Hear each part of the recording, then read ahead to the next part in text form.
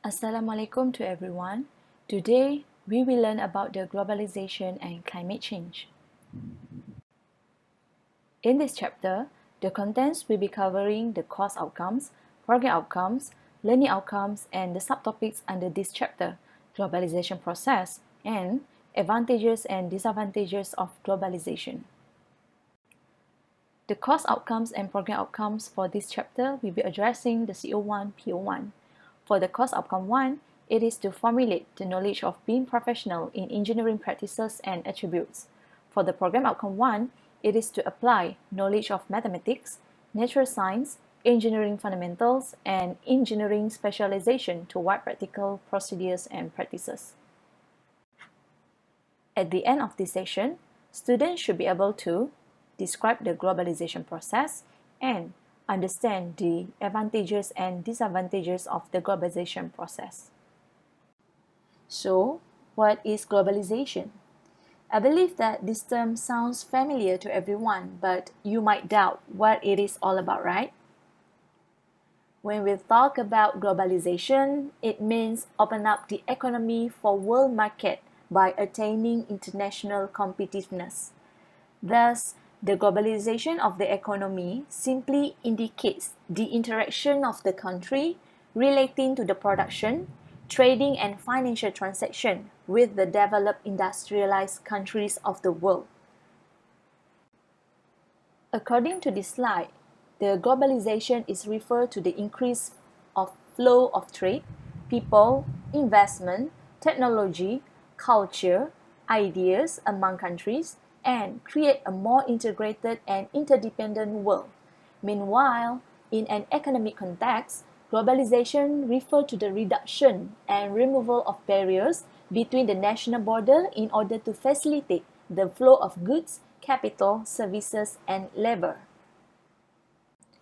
In general, the globalization is a process of change stemming from a combination of cross-border activity and information technology that enables simultaneous communication worldwide. As we can see here, globalization of markets will increase customer choice. Therefore, it requires business companies to think more like customers to cater their needs. This requires innovation, constant learning, and sometimes a collaboration with another companies. There are several strategies that can be taken into consideration in order to do the process of globalization. First, organize the business around customer logic. Second, set high goals. Third, select people who are broad, creative mindset. Fourth, constant learning of new trends and followed by a collaboration with the partners. Now, let's take a look on the several advantages and disadvantages of globalization process within the developing countries.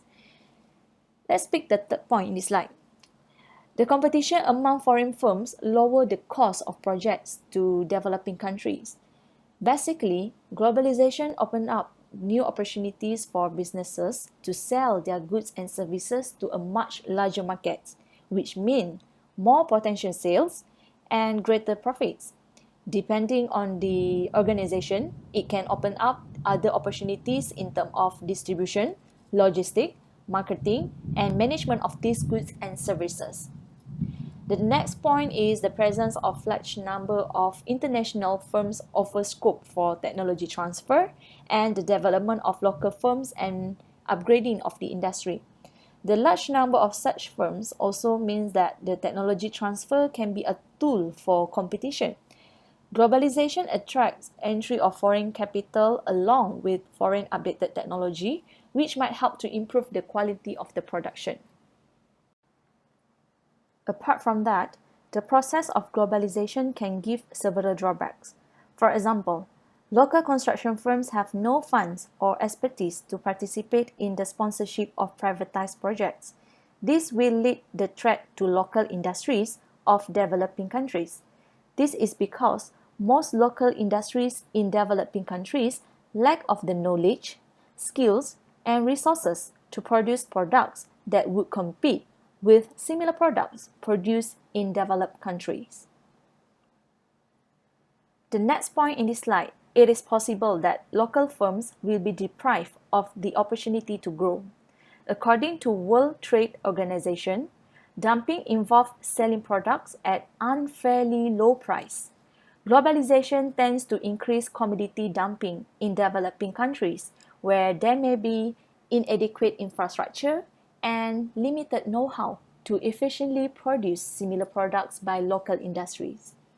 For instance, China used their abundant low-cost labor and technological know-how to produce cheap goods such as toys and apparels, with which markets in developing countries are flooded.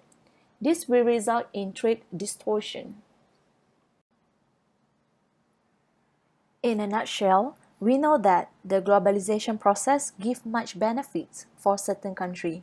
For example, it helps to improve the standard living such as transportation technologies, communication technologies, increase awareness on the foreign cultures, and competition among nations. As the globalization has far-reaching advantages for developing countries, it is also a source of certain dangers. However, carefully crafted policies would enable developing countries to avoid associated dangers while leveraging and maximizing attendant opportunities associated with globalization.